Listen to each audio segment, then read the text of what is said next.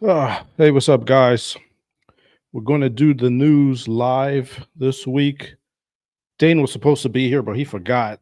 The podcast was today, so we might do one Sunday. So Sunday evening. So maybe I give people a couple minutes to come in.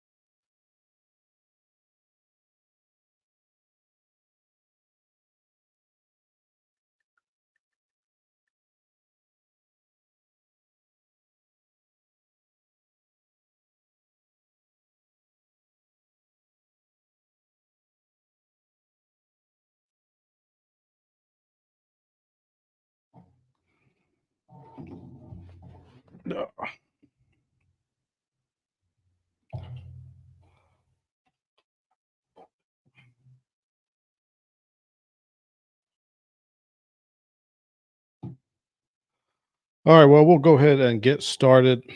So, for the first story, we're talking about Hyundai. They're confirming the Envision 74 production. So, they are going to make this car.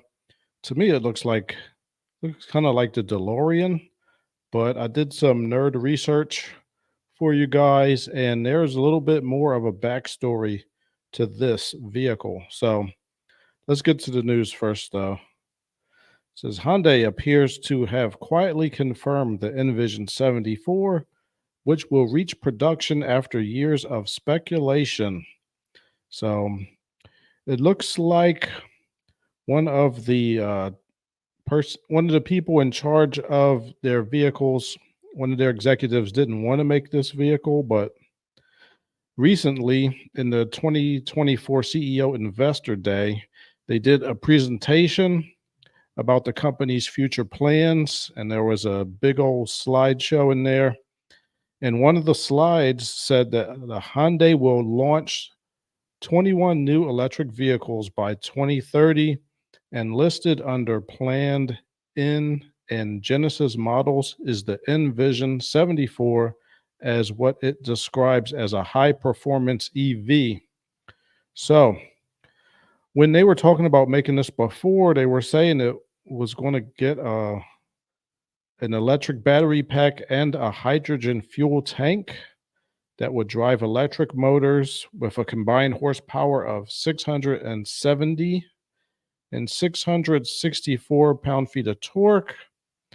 But they're thinking the production model is going to be all electric because the slide didn't talk about future EVs adopting hydrogen fuel tanks, which is a good idea because, as we all know, hydrogen is not going to happen. I've said that many times, and I remain steadfast to that. I mean, it's just not going to happen. Sorry, but but they were saying each unit was going to be really expensive. Let me see. In May, a report from Korea claimed that Hyundai had given the green light to build 200 examples of this concept, with production reportedly set to commence June of 2026. And each unit might cost $300,000. Oh my gosh. That's a little expensive for a Hyundai, don't you think? This is crazy. But yeah, I'm not seeing that happening. I think what they'll probably do is just make an EV version of it because I mean nobody's building hydrogen fuel stations. I mean, they're just closing them down. The owners of the Toyota Mirai, or some of them, are suing the company for saying that it's going to be comparable to using a gasoline powered car, which I don't know if that's true. That's what they're alleging. Maybe a salesman told them that or something. I don't know, but yeah, hydrogen's not looking good in the US anyway, and it's really It's not looking so great anywhere, but so I think they probably will make this car, but probably just as an EV, which makes a lot of sense. To me, this car looks good. I mean, look at this thing. I mean, it's very, I know it kind of looks like a DeLorean, but that's okay. I mean, who cares? It looks like a DeLorean, and I want this car instead of a DeLorean.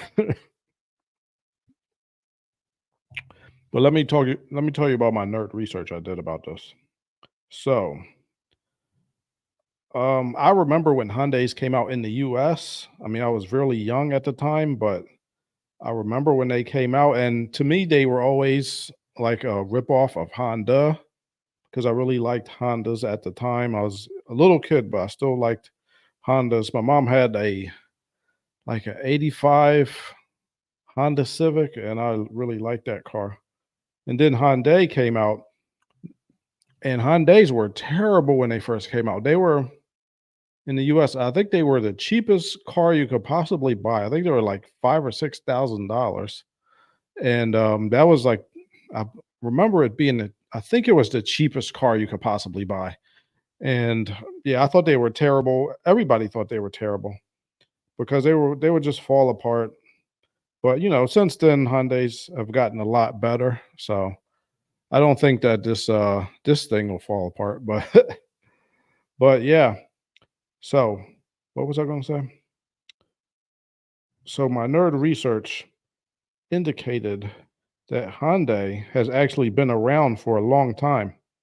Here we go. The Hyundai Motor Company was founded in 1967. That's before I was even born. Originally, it was the Hyundai Engineering and Construction Company. All right, it was originally the Hyundai Engineering and Construction Company in 1947. And then the company's first model, the Cortina, was released in 1968 in collaboration with Ford. And then Hyundai's first car developed in-house was the Pony. We call it the Hyundai Pony, which was released in 1975. And then in 1986, they came to the US, launching the Excel. So yeah, they have been making cars for a while, and they're saying on their website, let me bring that page up for you. So I went to Hyundai's website. They're saying that this car isn't is actually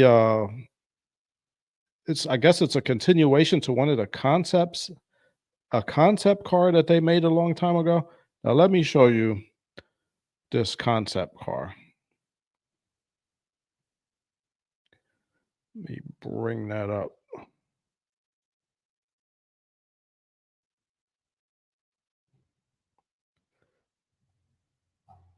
All right, so we're on the Hyundai website. So this is the Envision 74. And yeah, that looks pretty freaking cool. I'm sorry. I think I would drive that. As long as it could go back into the future. Back to the future, back to the past, into the future. It could time travel. But no, that looks pretty freaking cool. I don't care. As long as they don't make it run on hydrogen, what will be fine with me. Yeah, that's awesome. But let me show you. So they're saying, look, they're saying that this is it's paying homage to the Hyundai Pony Coupe concept from 1974, which was developed by the legendary car designer, something, something, something in Italian. I don't know. Uh, Guru. I'm not even going to try to pronounce it. The concept was then built into a prototype for Hyundai's first production sports car. Although it could not reach production in the end, the daring attitude set the tone for the entire company.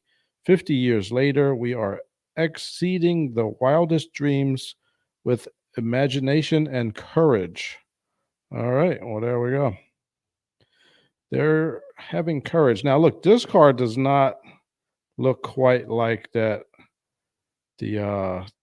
Envision 74, obviously.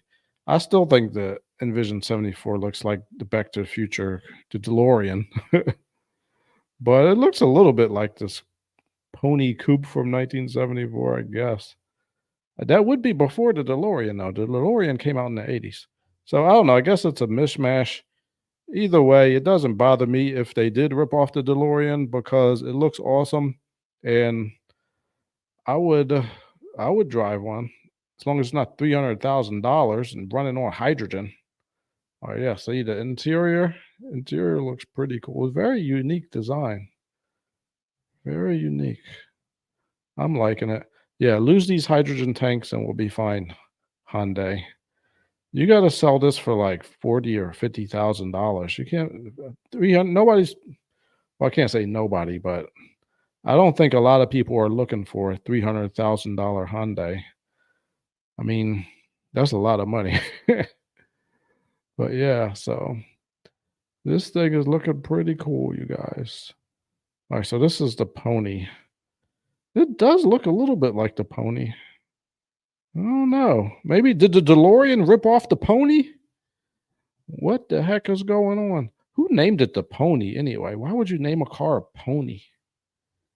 Like, that's a terrible name for a car.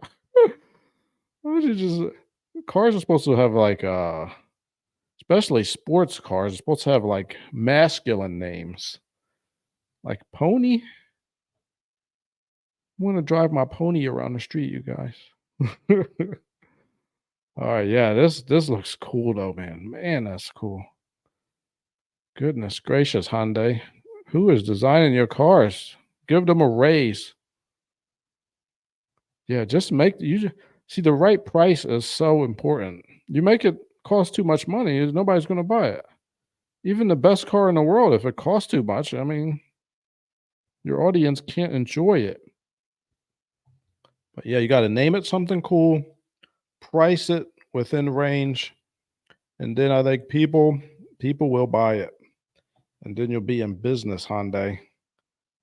So let's go on to the next story. Let's present a different screen. All right. So we hope you're going to come to your senses, Hyundai, and sell that at a price people can afford. Speaking of prices people can't afford, Dodge thinks that it can get muscle car fans to buy the Charger EV despite dealer doubts. One Dodge dealer believes the Charger Daytona shouldn't cost nearly twice as much as an entry level Tesla. Yeah, that's a good point. See, I think the dealers sometimes they have a real good grasp on what people will pay and what they want because they're down, not down, but they're in the mix with the customers, talking to them every day. Like sometimes when you're maybe an engineer or an executive, you're kind of aloof. You're like away from other people. Oh, here we go. We got a comment here. Is this today? I think so. All right. I'm not going to try to pronounce that. No offense, my friend. But all right. That is the 2007 Toyota Highlander, a good midsize SUV to buy used. Is it? Um, Let me see. I don't just know everything off the top of my head. Let's look at it. I think 2007. 2007. I think that's got the either the 3.3 or the 3.5. It's probably fine, but I just want to look it up real quick. 2007. How much does it cost? Do you know?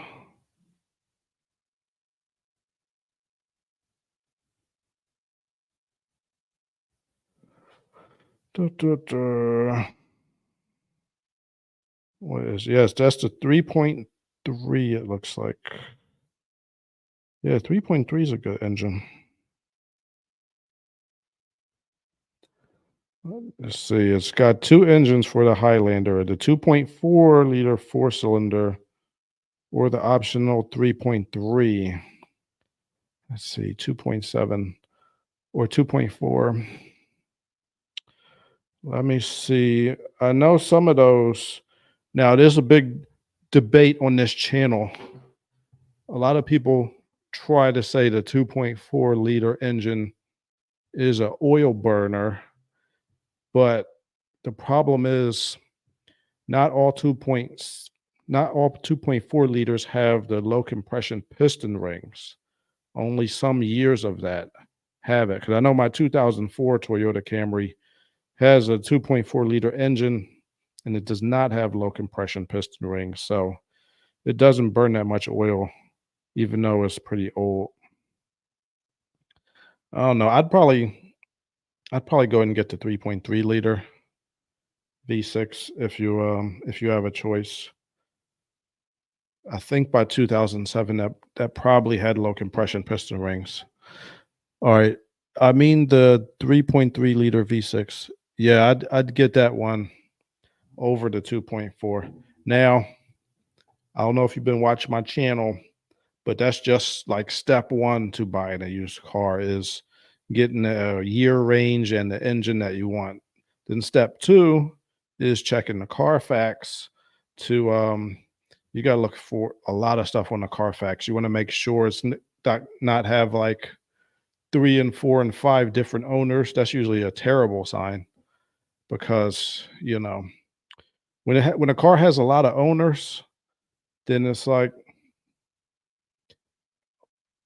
I'm thinking they're not taking care of the car because I'm thinking they got a loan on the car and they don't pay the loan and the car gets repossessed.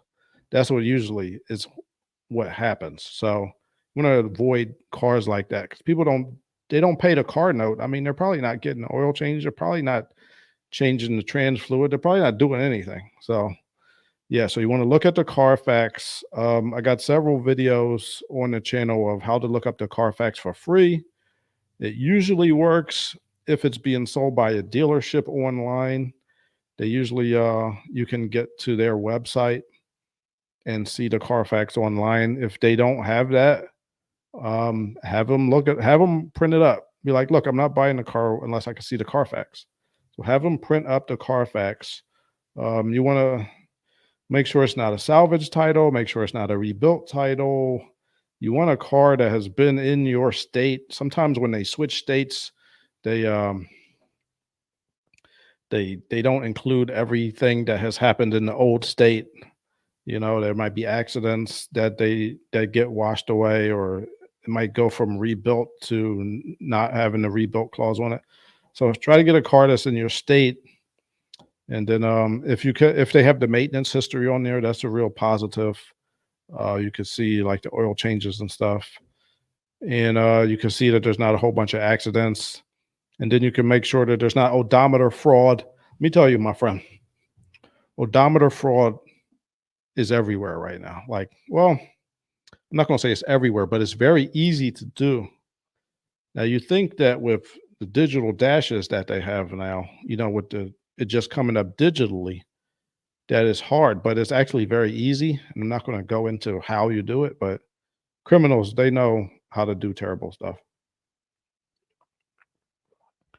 So on the Carfax is going to have, you know, when you got the registration renewed and how many miles were listed. So you'll be able to see, like, if the car in front of you, you go to the dealership and that car has 80,000 miles, but on the Carfax, the last time it was registered for 170,000 miles, then they messed with it. They messed with it digitally. So look for that. And then step three, unless you are actually a mechanic, I want to strongly recommend that you get an actual mechanic to look at the car for you before you buy it. Doesn't have to be perfect. It could have some problems, and that's okay. You just use those little problems to lower your offer to the dealership, right? You're gonna have to pay the mobile mechanic $150, $100, whatever. Have them look at it because the used car business is one of the worst ethical. It is. There's not a high level of efficacy. These people are very immoral that are working in the used car business. Um, Even the new car business, bro. They had a dealership that got sued. They sold a new car, or a new truck, that had already been in a major accident, and they sold it like it was new. They replaced the stuff, but it had been in a major accident, and the guy found out about it, ended up having to sue the dealership. So if new car dealerships are doing sneaky stuff, used car places are doing bad stuff. I saw I saw a video, and plus I've inspected many used cars, and it's a pain, man. They try to sell you anything, but I saw a YouTube video of this guy. He inspected a used car for somebody. Now he had worked as a body shop mechanic for many years, as additional to being a regular mechanic, and he could tell, like, he could look at the car from a certain angle to see if body panels had been painted or not. So he's just got real close on this car. It was a Toyota Corolla too. He got real close. He's like, look, this one's been painted, this one hasn't. So then he went to look real close, and he could see the inner plastic fender liner had these little stickers on it. He's like, that's not original. Like, because you could tell if the car is 10 years old, there's not going to be an original sticker on there for 10 years. And the sticker was new. So just from a little tiny sticker, he could tell that. Then he started looking under the hood. He could see the hood was like a cheap replacement. He could see little lines where they had pulled the frame. Like when you pull the frame, sometimes you weld stuff to it and then you pull it to get it straight again once you do body work. So he had discovered that this car had been in a major accident, like major, and they used cheap parts to replace the parts that were bad. So yeah, have a mechanic look at it. A good mechanic. If you don't know a mechanic, look up a mobile mechanic in your area. They're already set up to look at cars to go and to the vehicle. They'll come to your house and fix your car. So they'll go to a used car lot and look at it. And like I said, it ain't got to be perfect, bro. It ain't got to be perfect. He might come to you and say, "Hey, this car needs rear tires. It needs the lights. It may need an inner and outer tie rod on one side. Maybe an axle's leaking." Like that's a little stuff. You just don't want major stuff. This is a lot of money that we spend for used cars. It's a few thousand, even if it's $3,000. That's your $3,000. Don't let them just sell you a completely messed up car. So yeah, that's my advice, my friend. I know that took a long time for me to say.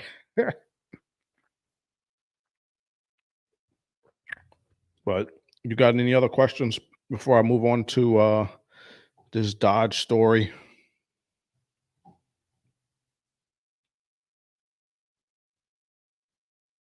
Let's see. Okay, you're welcome, my friend.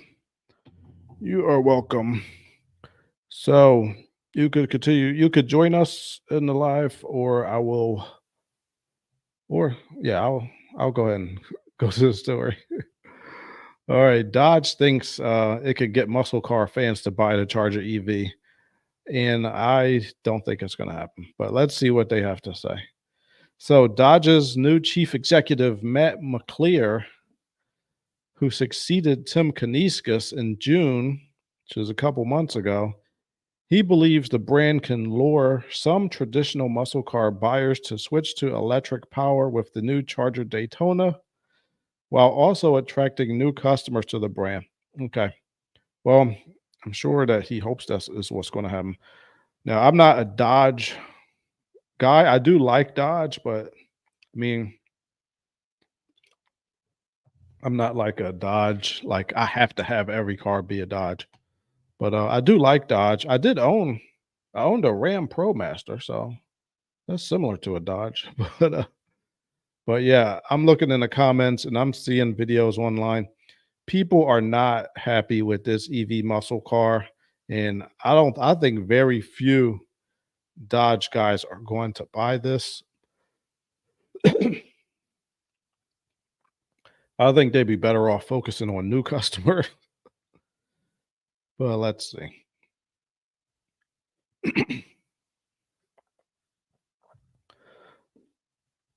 All right, so he says he's going to price the electric Chargers similar to older ICE models that should facilitate the transition. He said earlier the new EV Dodge Charger is going to start at $60,000 with the flagship version reaching 73,000. Oh my gosh. What's going to be interesting is how are they going to price the inline 6 engine? You know, like is it going to be there's got to be less, right? They got to price that lower than the EV. But then you reach the situation where why would you pay more to get the EV version than the inline 6 version? I couldn't That's going to be a weird situation. They should have just made Oh my god, they should have done a lot of things, but let's look at this. So he thinks that it's a compelling opportunity to bring people into the showroom to look at the new technology and experience it to see what it could do for them and why they could fall in love with it. Oh my god, I don't think you're going to get a lot of Dodge guys falling in love with that. Are you kidding me? You're always trying to transition between an outgoing model and the incoming model. Look at it in the customer's eyes. What do I get for the money? Oh man.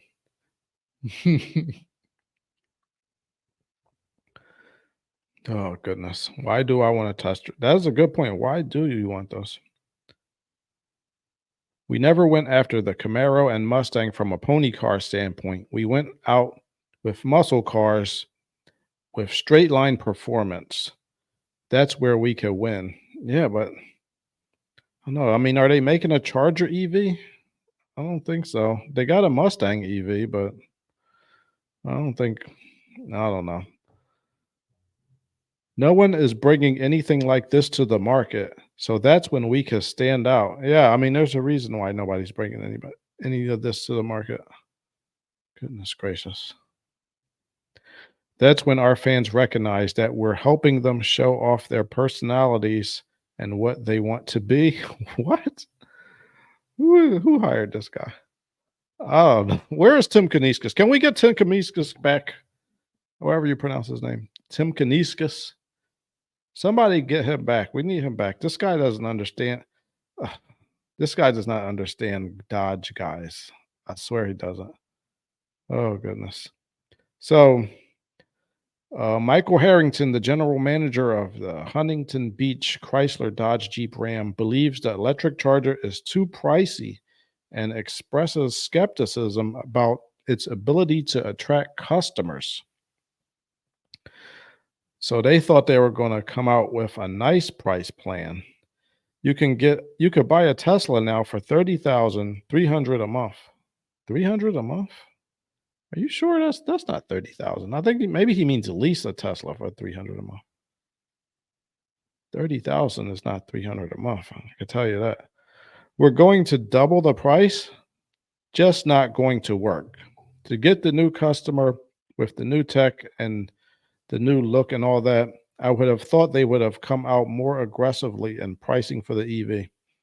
Yeah, yeah, that would have been nice, but I don't know. I don't think this car would have to be really, really cheap for any Dodge guy to buy it. Like it had to be like 35,000, but I don't think that's gonna happen. Ugh.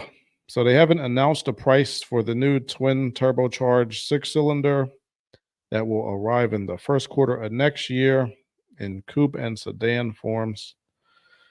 Harrington is eager to start receiving these models. Yeah, because they're hardly selling any Dodges right now. Hopefully, they can sell that inline 6. Man, I know a lot of people will call me a nerd for saying this, but I I don't know. Why don't they make the Pentastar anymore? Like the Pentastar is gonna at least the Pentastar V6 would be more affordable to people. Like that inline turbocharged Charger, like I think they should have both if they're gonna have the inline 6 turbocharged. Like that's it's no way they're not gonna start that at like $40,000. And at least the old Charger V6, they could start. I think it was getting those about 25,000 around there. I mean, at least something people could afford. But yeah, this is I was hoping that they were gonna sell this inline 6 and do well, but I gotta be honest, I don't it's not looking good. Let's look in the comments. It all goes down in the comments. So this guy says, I wonder how many months until Stellantis eats crow and starts offering heavy incentives on a $60,000 EV. Yeah, yeah. I don't know, probably like 2 or 3. I think what they might do is kind of gauge expectations and see what the dealers are saying, see if there's um, anybody pre-ordering it. They might start making them real slow so that they don't look bad when they're sitting on the lot. This guy says, let's see. This guy says, at least we'll see a dramatic drop in charger thefts when the new EVs hit. Oh my gosh. Yeah, I don't think a lot of people are going to be stealing these. Well, we'll see. Maybe they will steal them. Dang, I guess maybe they will steal them because they usually steal them and then they take them to chop shops, and maybe they could get a lot of money for the electric battery. But I do I understand the joke, though. That was a funny joke. Alright. So this guy says, "Ford and GM lack electric rivals to the Charger Daytona, which Dodge sees as a win for buyers." Wait, what? You mean that Ford spending tons of money on marketing the Mach-E as a Mustang and a battery electric vehicle at the same time, including the GT and Rally spec performance versions, and then shoveling huge discounts at them doesn't count as a highly desirable electric muscle car? Oh yeah. Yeah, I mean they do have competition with the Ford Mustang EV, but I don't know. They do have a GM branded Blazer this guy's talking about, and introducing it as a 557 horsepower SS trim.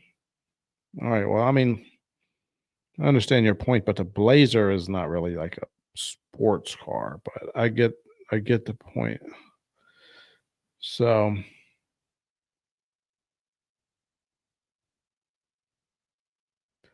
yeah.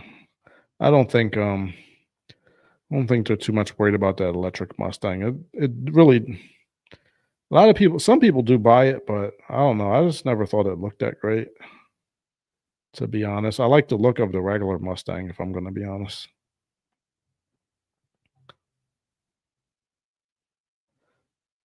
This guy says, somehow I get the feeling that muscle car fans are going to take a different take on this. Good luck with the car apocalypse. I'm just gonna go. He says, good luck with that. I'm gonna go now. Yeah, man. This guy says, I realized planning was a few years ago, but EVs are not selling and they need to pivot and reduce production. I agree, my friend. It's not looking good. This guy says Dodge will learn a hard lesson that the entertainment industry has already felt. Yeah. This guy says, not a chance. Drop the EV BS. No way, ice forever. Sorry, that will not sell. It's ugly and too few will buy the EV version. This guy says, I'm trusting dealers on this one. They are on the front line for your brand. Yeah. And they are doubting this product. There's probably a few good reasons why. It's just too expensive for a niche category. They will be rotting on lots for months and even years. Yeah, I gotta agree, man. I just don't think it's gonna work. Now, on the other hand, Ford is making. I saw a video. They are. It looks like they're going forward with the 4 door Mustang with the V8. People, myself, me, and Dane definitely thought that was a great idea. And just a regular V8 4-door Mustang. We saw a picture of it. Well, it's probably like a speculation type picture, but it looked awesome. Um, Perfect for a lot of guys with families. You got to have be able to put stuff in the back seat, and people are going crazy for it. People in the comments are just like, "Yes, I'm switching over to Dodge. No, I'm switching over to Ford," and they can't wait to get it. I don't think they're going to, as long as they make it look good and price it right. I don't think they're going to be able to make that thing fast enough. And they are just leaving. I think they're going to leave Dodge in the dust. And I'd like for things to be competitive. And I don't like saying this, but it looks like that's what's going to happen. So we'll see. All right, next story. All right, this guy put a, a giant racetrack in his backyard. Neighbors want to demolish it. This is a Maryland man's backyard kart track. He built a private track for his son to practice karting, but the neighbors are mobilizing to have it demolished. Oh my gosh. Look at this. So this is like off in a rural area. This is a rural neighborhood, and they are trying to get it shut down. It's in Maryland. So I don't know what's going on. This is a almost a half a mile karting track built in Highland, Maryland. This is an unincorporated rural community near the middle of the state, according to a source who has sent a tip. So this was an unused field, and the property owner's son competes in karting with a goal of becoming a pro racing driver. Oh man. Wow. Wouldn't that be cool if your dad built you a whole cart in your back, a whole track in your backyard to put your go-kart on? Man, it must be nice. But hey, I mean, if that's his kid's dream, I'd do it if I had the money. But here we go. So the guy didn't follow the permit process apparently, and his neighbors are objecting. They're saying that this is a the end to the rule of law in Howard County. Oh my gosh. There's a change. They put a change.org petition about this. Are you serious? Man, these some lame neighbors, I gotta tell you. So somebody was a tipster and narked out this guy. So this was they had a community meeting on it, and they were trying to shut down this kid's go-kart track. Looks like let me see. They applied for a conditional use permit that would certify the track only for private, non-competitive use. It would allegedly be driven only by the owner's son and two of their friends using only electric carts with designated operating hours. Should the track not pass further review, it would have to be demolished. All right, so it looks like the guy's trying to compromise with them. Using an electric cart, there's not going to be a lot of noise, and they have certain hours, and only like 3 kids are going to use this thing. God, what some lame neighbors they are. All right, so the neighbors remain concerned that the track wouldn't be used as claimed, and the enforcement would be left to them. I mean, sometimes you just got to talk to people and have a normal conversation, and you could come to an agreement. And it's within 25 feet of wetlands. Oh no. A frog is going to be upset, everybody. There's going to be 2 frogs that might have to hop over to a different pond. And we just can't have that. All right. So yeah, this is kind of lame of these neighbors. So looks like the comments are a little bit, let's see. This guy says, this sounds like the kind of problem that could have been solved by discreetly getting paperwork done before construction starts. The attention is now giving the guy the Streisand effect, so every minutia of the track is now being scrutinized. Yeah.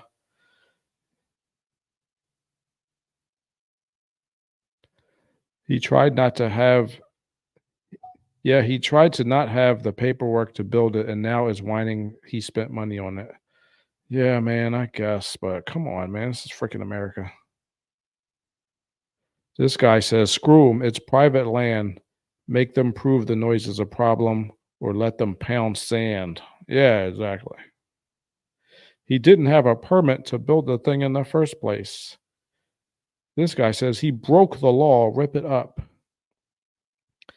This guy says, yeah, they're going to scream permit, but most rural communities don't have the requirement for a permit for hardscape and landscape work. This is just hardscape. Of course, it's Maryland, where they even tax the frickin' rain. So who knows? And this guy says, found the psychotic Trump supporter. And he says, okay, so the psychotic part, sure, maybe. I've never been tested for mental issues of that sort. The second part, no. Furthermore, you should charge him rent for living in your head that much. Prior to having strong opinions, I find it useful to research the topic, consider the viewpoints of all. All right, I'm not reading all this. He's a rural Democrat. Okay. All right. Well, I don't know. This is Maryland. I mean, I guess they're pretty liberal over there, but I don't know, man. Where I live, I don't think this would have been much of a problem. People are just doing anything they want in my little neighborhood. This guy's building a giant fence like around his whole property line. Like I know I built my fence probably it looks probably went out a little further than it's supposed to, but I mean we're about back in the sticks, so nobody cares, man. I think it's good to have freedom like that where you could build stuff on your land and not have to worry about all this permits, but I don't know. I guess he should have got the permits. This is Maryland. I mean, this is not like where I'm at. A lot of very liberal people there. They want you to get all kind of permits. But I mean, if you work with people and sometimes you could work stuff out, man, they should just be more reasonable. Like let them have the freaking track. All right. Well, there we go. They're trying to destroy his Mario Kart track. That's not fair. All right, here we go. Porsche won't add fake gear shifts like Hyundai's Ioniq 5N to its EVs as it would make them worse. All right, this is a topic. The comments are divided on this, but let's look at what's going on. Porsche says there's no point imitating ICE vehicles when it's still producing ICE powered models. That's a good point.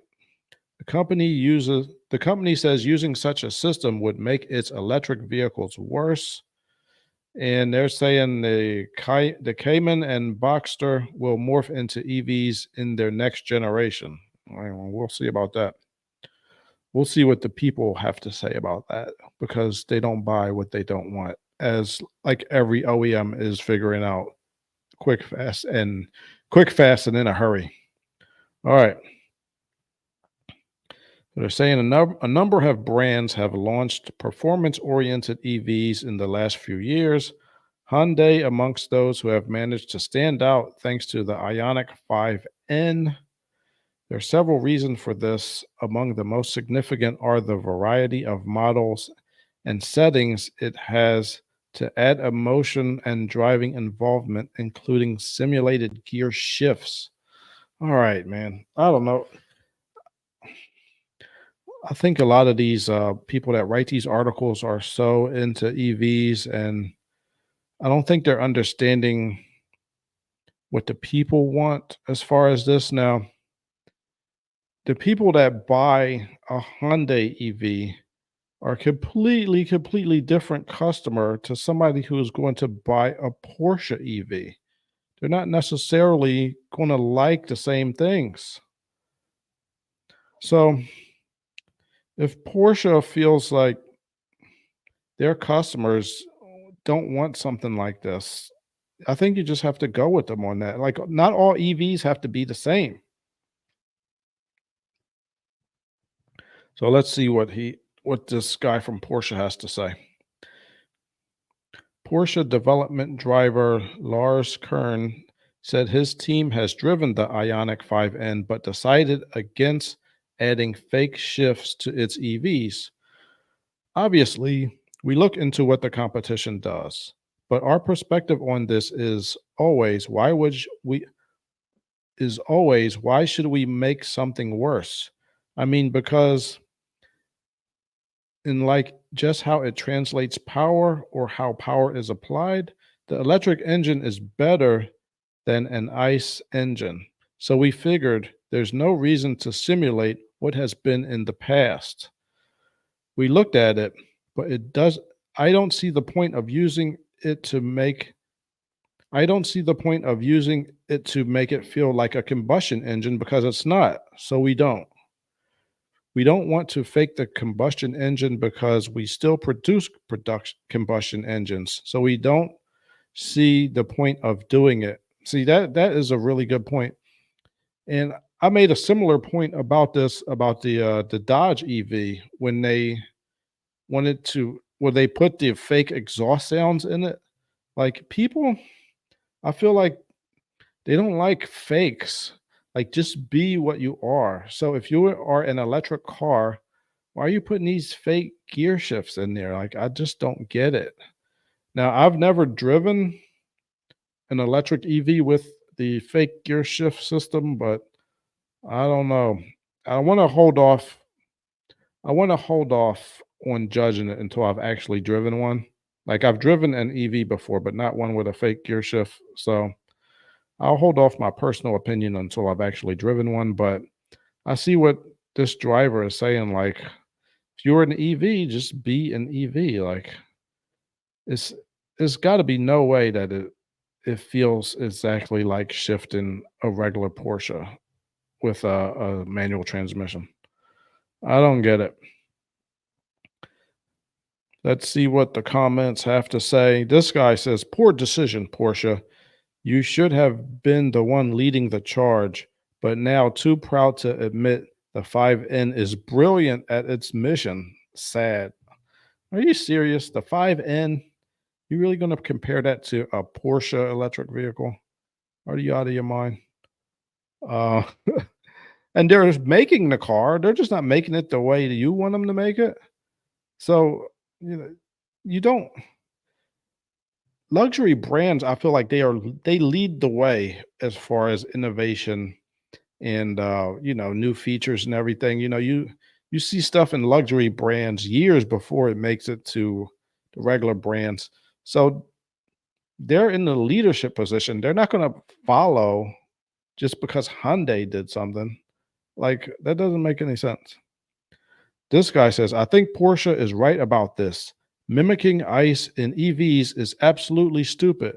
Putting fake ICE shifts in EVs make you feel like you're driving a Chinese toy car and you're abandoning even the few advantages of EVs. Yes, exactly. So that is what the people have to say about that. Looks like they are divided. I think I'm going to think that Porsche is probably right about this one. I mean, give me a break. If it's an EV, let it be an EV. If it's ICE, let it be ICE. I mean, we don't have to try to trick people into thinking they're driving an ICE vehicle. Just get them used to driving an electric vehicle if that's what they want. Personally, I think they should make both vehicles and let the people decide which ones they want to buy. Enough of this transition. We don't have to transition to anything. There's no transition. The people will decide if the transition happens. Okay. You can make all these electric cars you want. People don't buy them. They're going to stop making them real quick. And that's what you're seeing with a lot of OEMs. And that's up to the people. I think EVs have a place on the road, but it doesn't have to be everybody. It doesn't have to be 100%. 30% is fine. Why not? Why do you have to have every single car be the same? It's ridiculous. All right. Well, that's what I got for you guys today. In the future, we're going to try to do more lives. So you could come on and ask questions like our friend did about the Toyota Highlander. And I will try to answer them as nerdily as possible. And we'll see. Dane Dane should be here on the next live in case you have some Chevy questions for him. Anyway, to the people that came, thank you for coming, and we'll be back again soon. Thank you for tuning in, and have a good one.